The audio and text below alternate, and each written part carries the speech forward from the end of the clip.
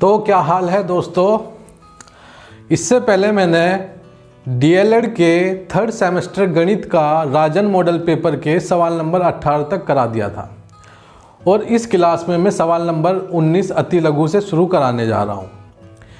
Secondly मैंने आपसे कहा था मैथ बेसिक की जो वीडियो है आप वो प्लेलिस्ट पूरी देख लीजिएगा। जिसने नहीं देखी वो डिस्क्रिप्शन बॉक्स में उसका लिंक पड़ा हुआ है, मैथ बेसिक्स गणित का आधार। वो आपको देखनी बहुत ज़रूरी है क्योंकि जो राजन से अगर अलग सवाल आ भी गया, मान लो पवन से आ गया या गाइड से आ गया या फिर सिलेबस से आ गया, तो उन्हें देखने के बाद आप कोई सवाल नहीं छोड़ोगे। ठीक है, वो हो जाएगा। ये हो गई दूसरी बात। तीसरी बात आते हैं कि अगर आप सीटेट की तैयारी कर रहे हो, सुपर टेट की तैयारी कर रहे हो और एक टीचर बनना चाहते हो, मास्टर बनना चाहते हो, तो आप मेरे साथ जुड़ सकते हैं। मैं यहाँ पे गणित पढ़ाता हूँ और अगर आप उसमें गणित में पढ़ोगे तो जो भी सुपर टेट या सी टेट के जो भी क्वेश्चन होगा वो आप कर पाओगे वहाँ पे। ठीक है, तो चलिए शुरू करते हैं। तो पेश करते हैं आपके सामने सवाल नंबर 19। तो इसमें क्या है, इसमें दिया हुआ है 4/x² माइनस y²/9। ठीक है, ये सवाल है। इससे पहले, इसे करने से पहले मैं एक छोटा सा फॉर्मूला आपको बता देना चाह रहा हूँ। क्या, a² माइनस b² बराबर होता है a प्लस b और a माइनस b के। ये अलजेब्रा का छोटा सा फॉर्मूला है, ये आप कर लीजिएगा याद। अब ये फॉर्मूला हमें यहाँ पे लगाना है। तो देखिएगा हम क्या करेंगे, ये जो 4 है इसका मतलब हो गया 2 का स्क्वायर बटे 4 का स्क्वायर। तो 2 का स्क्वायर 4 होता है, तो 4 को हमने 2 का स्क्वायर लिख लिया। इसी तरह से हम इधर की तरफ करेंगे। ये क्या हो गया, y का स्क्वायर बटे जो 9 होता है वो 3 का स्क्वायर होता है, तो हमने लिख लिया 3 का स्क्वायर। आगे क्या करेंगे, ये हो गया 2/x का होल स्क्वायर में से घट रहा है y/3 का स्क्वायर। ये आ गया हमारे पास। तो देखिए, ये अगर हम a ले लें, ये अगर b ले लें, ठीक है, तो ये b का स्क्वायर हो गया, ये a का स्क्वायर हो गया। मैंने बताया था a का स्क्वायर में से अगर b का स्क्वायर माइनस होता है तो ये आ जाता है। तो हम इसे क्या लिख सकते हैं, हमने इसे लिख लिया 2/x प्लस y/3 और a क्या है हमारे पास, a है हमारे पास 2/x माइनस b क्या है हमारे पास, y/3। ये हमने ऐसे लिख लिया, तो इसका गुणनफल हो गया। तो अगले सवाल की तरफ। अगला सवाल जो है हमारा वो है कि यदि 8, x, x व 18 समानुपात है तो x का मान ज्ञात कीजिए। तो समानुपात है तो इसे कैसे लिखेंगे ये देख लीजिएगा। ये है 8, 2 बिंदी मतलब रेशो x, 4 बिंदी और हो गया x, 2 बिंदी, ये हो गया 18। इसे समानुपात को ऐसे लिख देते हैं, मतलब ये इसके साथ रेशो में, ये इसके साथ रेशो में। ठीक है, अब ये क्या हो गए, इन्हें बोलते हैं मध्य पद। ठीक है, मध्य पद। और ये बाहर वाले हो गए बाहरी पद।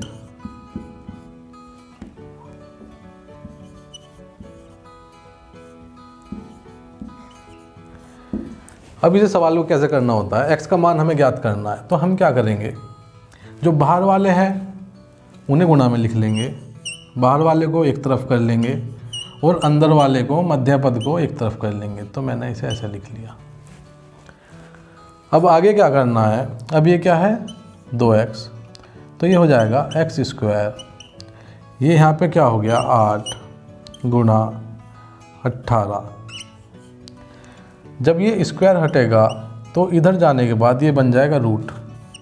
तो रूट करना है 8 गुणा 18 का। तो 8 को हम क्या लिख सकते हैं,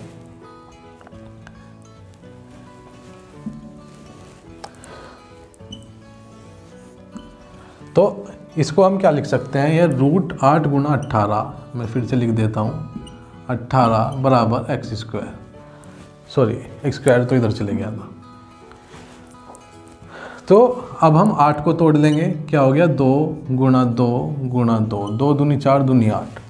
18 को भी तोड़ लेंगे तो क्या हो गया 3 3 9 फिर 9 दूनी 18, ये हो गया x। अब क्या है यहाँ पे ये स्क्वायर करा था तो 2 2 के जोड़े बनाएंगे, एक जोड़ा ये बन गया, एक ये जोड़ा बन गया, एक ये जोड़ा बन गया। जिस जिसका जोड़ा बन गया उसे बाहर लिख लिया, जैसे कि 2 गुणा 3 का बना और 2 का बना, तो ये हो गई x की वैल्यू 3 दूनी 6, 6 दूनी 12, तो ये हो गया x की वैल्यू हो गई यहाँ पे 12। ये सवाल यहाँ पे ख़त्म हो जाता है। देखो अगर कहीं पे भी कोई भी डाउट आपको लग रहा है किसी भी सवाल में, तो आपको सिर्फ क्या करना है, आपको जब वीडियो चलती रहेगी तो उसके नीचे एक कमेंट बॉक्स होता है, तो कमेंट बॉक्स में जाके आप सवाल नंबर लिखिएगा और आपका डाउट क्या है वो बताइएगा मुझे, ठीक है, तो मैं आपको उसका समाधान दे दूंगा। तो आगे की तरफ चलते हैं। सवाल नंबर 20। सवाल नंबर 20 हो गया। सवाल नंबर 21। तो सवाल नंबर 21 है हमारे पास, कितने समय में 7500 पर 11% वार्षिक दर से साधारण ब्याज 4125 हो जाएगा। तो हमारे पास क्या है, हमारे पास है मूलधन, मूलधन है हमारे पास कितना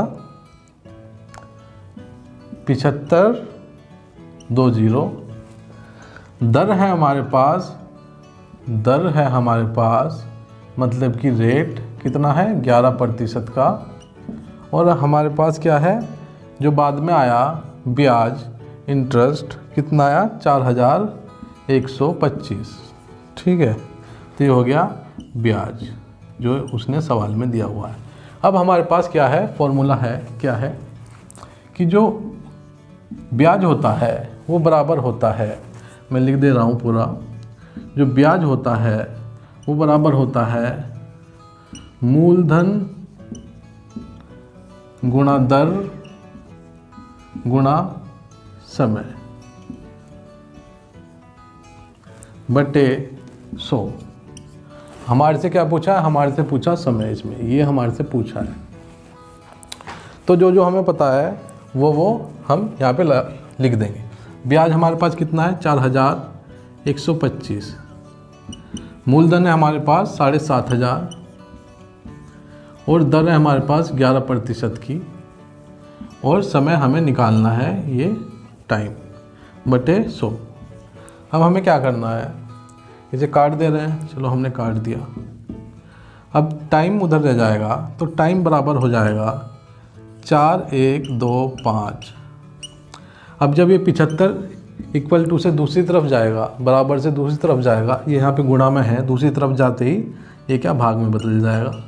ऐसे ही 11 भी दूसरी तरफ जाएगा बराबर के, तो ये भी भाग में बदल जाएगा 11, ठीक है। तो अब 5 से भाग कर लेते हैं, 5 ये हो गया 15, ये 5 से भागेंगे तो 8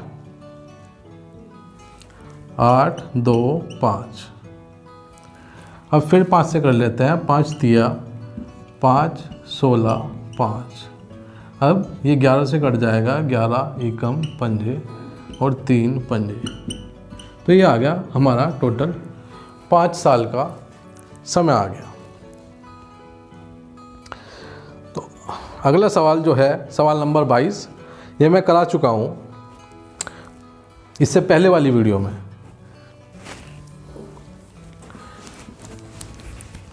तो सवाल नंबर 22 मैंने पिछली क्लास में करा दिया था, इससे जस्ट पिछले वाली जो क्लास है मैं फिर से करा दे रहा हूँ। क्या है, लोग 6 12 96 का मान ज्ञात कीजिए। मैंने क्या बताया था, जो ये बड़ा वाला नंबर है ये बहुत बड़ा लिखा होगा, ठीक है, आप देख पा रहे होंगे, तो इसे ऐसे कैसे ही लिख दो, ठीक है, और जो ये 6 है ये इसके बराबर में लिख दो लाके, ठीक है। अब क्या करना है हमें, 6 की पावर कितनी जो ये आ जाए, ठीक है। तो हम क्या करेंगे, 6 से 6 को गुणा करेंगे तो कितना आ गया 36, फिर एक बार 6 से गुणा करेंगे कितना आ गया 216, फिर एक बार 6 से गुणा करेंगे तो कितना आ गया 1296। तो कितनी बार किया हमने, 1 2 3 4, 4 बार 6 से गुणा करेंगे तो ये आता है, तो इसकी पावर कितनी हो जाएगी 4। तो जो पावर हो जाएगी वही इसका उत्तर हो जाएगा। तो हमारे पास आ गया log 6 12 96 बराबर हो जाएगा 4 के। अगले सवाल, तो अगला सवाल हमारे पास क्या है, 23वां सवाल है। ये उसका उल्टा है जो इससे पहले मैंने कराया। ये क्या है, 5 की पावर 3 बराबर 125 का लघु गणक रूप ज्ञात कीजिए। ठीक है, लोग वाला इसमें रूप इसका ज्ञात करना है। तो मैंने क्या बताया था, जो बड़े वाली संख्या होती है, ठीक है, पावर वाली से इधर वाली, देखो इसे मैं दूसरी तरीके से लिख देता हूँ। इसे मैंने लिख दिया 125 बराबर 5 की पावर 3। अब थोड़ा जाना पहचाना लग रहा होगा आपको। ये क्या था, ये था जो हमने पहले निकाला था, याद है, ये बड़े वाली संख्या थी पहले। तो हम क्या करेंगे, पहले लिखेंगे लोग, लघु गुणक में लोग तो आएगा ही आएगा। उसके बाद जो ये संख्या है जिसकी पावर नहीं है वो हमें बड़ी बड़ी इसके बराबर में लिख देनी है, और जिसकी पावर है मतलब ये 5 उठा के यहाँ पे छोटा सा लिख देना है, बराबर जितनी पावर दी गई है, कितनी पावर दी गई है, 3 दी गई है, तो ये हो गया बराबर 3। ये इसका लघु गुणक रूप हो गया। ठीक है, अगला सवाल,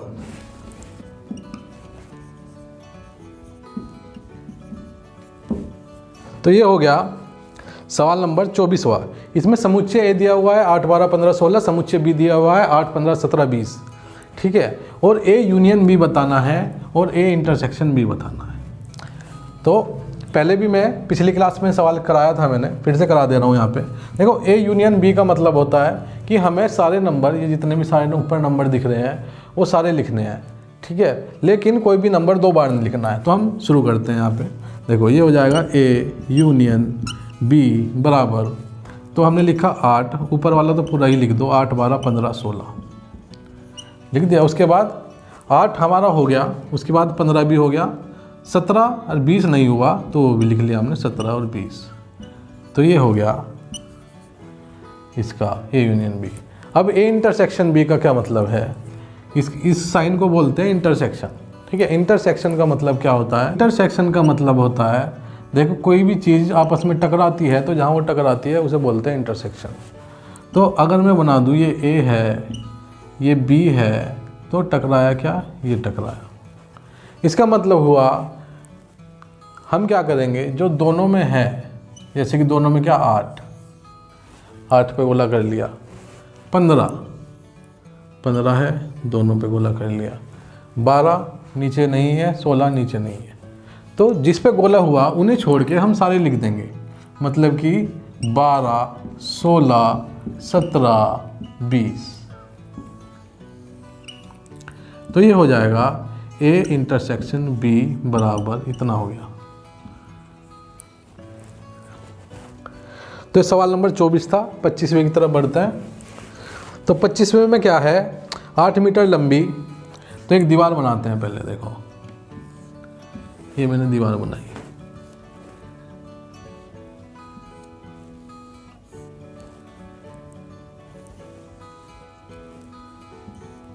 ये दीवार बनाई मैंने। ये बोल रहा है कि 8 मीटर लंबी है, चलो इसे 8 मीटर कर देते हैं, 8 मीटर की दीवार हो गई। ठीक है, उसके बाद ये क्या बोल रहा है, 3.5 मीटर ऊंची, तो इसकी ऊंचाई कितनी हो गई, 3.5 मीटर। ठीक है, लंबाई कितनी हो गई, 8 मीटर। अब क्या बोल रहा हो, 20 सेंटीमीटर मोटी दीवार है, तो इसकी मोटाई कितनी हो गई, 20 सेंटीमीटर। तो अब यहाँ पे देखिएगा कि ये जो मोटाई है इसकी, ये 20 सेंटीमीटर है। तो क्या है, ये मीटर में है, ये मीटर में है, लेकिन ये सेंटीमीटर में है। तो अब क्या करेंगे, जो सेंटीमीटर है, देखो ऐसा होता है, देखो इस तरह से होता है, ये इस तरह से टेबल होती है। इसमें क्या है, kilo, hecto, deca, metre, deci, centi, milli, इस तरह से होता है। तो हमें क्या करना है, देखो ये क्या है, 20 सेंटीमीटर दिया हुआ है, तो हमें क्या है, इसे 20 लिखना है। तो सेंटीमीटर में 20 लिखेंगे तो ये सेंटीमीटर पे 20 लिख दिया, मतलब कि सेंटीमीटर पे ख़त्म होना चाहिए। तो 2 हमने इधर ले लिया, यहाँ पे 0 आ गया सेंटी के नीचे। ठीक है, अब हमें क्या है, उसे मीटर में बदलना है। तो यहाँ से हम चलेंगे तो किस में बदलना है, मीटर में। तो जिस पे बदलना है उस पर बिंदी लगा दी। तो ये क्या हो गया, 0.20 मीटर में बदल गया ये, समझ गए। तो अगर किसी को समझ में नहीं आया तो आई बटन पे यहाँ पे क्लिक कर दीजिएगा, आप पहुँच जाओगे। इस पर एक अच्छी क्लास ली हुई है मैंने, 5 मिनट की होगी, 2-3 मिनट की क्लास है वो, आपसे देख लीजिएगा। तो ये बदल गया, ये बराबर हो गया कितना, 0.20 सेंटीमीटर के, सॉरी मीटर के, 0.20 मीटर के। अब क्या है हमारे पास, आयतन का जो फॉर्मूला होता है वो होता है लंबाई गुणा चौड़ाई गुणा ऊंचाई। तो इसकी वैल्यू रखेंगे, लंबाई कितनी दी हुई है, 8 मीटर, चौड़ाई दी हुई है कितनी है, 0.20 मीटर, गुणा ऊंचाई दी हुई है हमें कितना, 3.5 मीटर की। तो इसकी जब हम गुणा करेंगे तो दशमलव को हम अभी छोड़ देंगे, ठीक है, दशमलव को हम ऐसे देखेंगे जैसे कि है ही नहीं। तो इसकी गुणा करेंगे तो देखो ये दशमलव के बाद 0 है तो इसे हटा देंगे, दशमलव के बाद जो 0 होती है उसका कोई मान नहीं होता। तो ये क्या हो गया, 8 दूनी 16, ऐसे कर लेते हैं, 35 दूनी 70, 70 अठे 560, और दशमलव कितने के, एक तो ये हो गए, दशमलव के बाद कितनी संख्या है, एक तो ये हो गई और ये 2, तो 2 बिंदु के बाद हम लगा देंगे दशमलव।